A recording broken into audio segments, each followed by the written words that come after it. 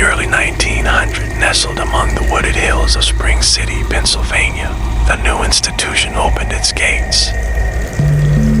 It was called the Pennhurst State School and Hospital. On paper, it was meant to be a place of compassion, a sanctuary for children and adults with developmental and mental disabilities. But behind the wrought iron fences and red brick walls, something far darker was taking shape. For nearly 8 decades, Pennhurst wasn't a place of healing. It was a warehouse for human misery, a nightmare factory where the forgotten were silenced and the helpless were hidden away from the world. Pennhurst began accepting patients in 1908. Within 4 years, it was already overcrowded. The original design was meant to house 500 individuals. By 1912, it was home to over 1,200. Children shared beds. Adults were confined to filthy dormitories. There were not enough staff, not enough doctors, and not enough hope. And yet, the state kept sending more. The people committed to Pennhurst were not all mentally ill. Many were simply different. Children with speech delays, orphans, people with epilepsy, deafness, or physical deformities.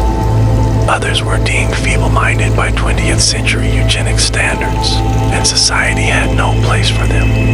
So they were sent here, locked away, indefinitely. Once admitted, most never left. Reports from inside tell of a place where basic human dignity was stripped away. Patients, even children, were tied to beds or benches for hours, sometimes days. Many were kept naked, with no access to bathrooms. Rooms smelled of urine and vomit. Flies gathered in corners. Medical care was minimal. One doctor was responsible for hundreds of patients. And many of the staff, underpaid and untrained, resorted to violence or neglect.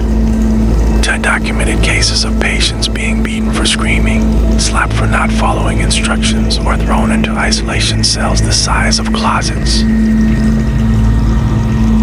The food was barely edible, cold, bland, and insufficient. Patients fought over scraps.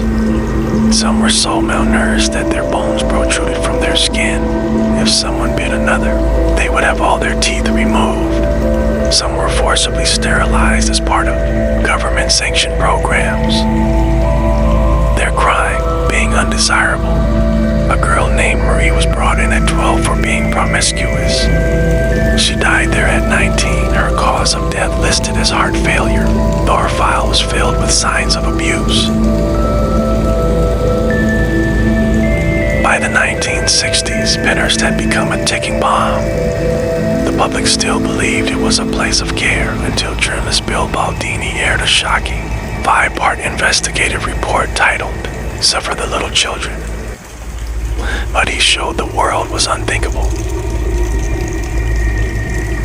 Children sitting motionless in rows of metal cribs, their eyes vacant. Teenagers restrained with belts across their chests, moaning quietly in dimly lit rooms. A nurse explaining that they didn't have enough time to talk to the patients. We dressed them, feed them, bathe them, that's it. No education, no stimulation, no love. One boy rocked back and forth in his own filth. Another had open sores that were never treated. In one ward, patients shared a single toilet, and when they misbehaved, they were isolated. Locked in rooms with nothing but a mattress, sometimes not even that. One nurse whispered to Baldini off camera, "This place isn't helping them, it's destroying them." Lawsuits began piling up. Advocacy groups called for reform. But Pennhurst remained open. It was too big, too complicated, and for many too profitable. Meanwhile, patients continued to suffer. Their identities erased, their lives documented only by numbers. In the 1970s, a young attorney named Dennis Haggerty visited Pennhurst and was horrified by what he saw. He filed a landmark class action lawsuit, alleging that Pennhurst violated the constitutional rights of its patients. In the courtroom, testimonies from former residents and employees revealed an environment of cruelty. A janitor testified that he found a dead body in a hallway ignored for hours. The therapist admitted she stopped coming to work because she couldn't bear the screaming anymore. But even then, the court was hesitant. The system resisted change. It took over a decade of legal battles before the doors were finally closed.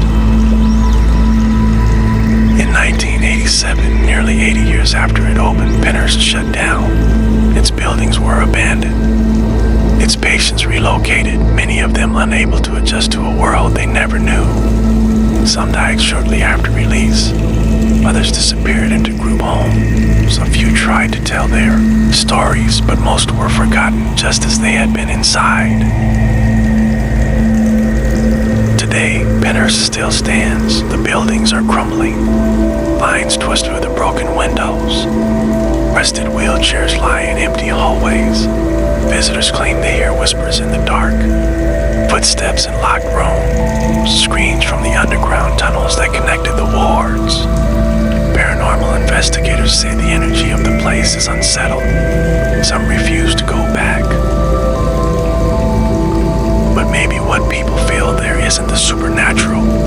Maybe it's something worse, the lingering weight of real pain, of generations of lives wasted, dreams crushed, children born into a system that never cared.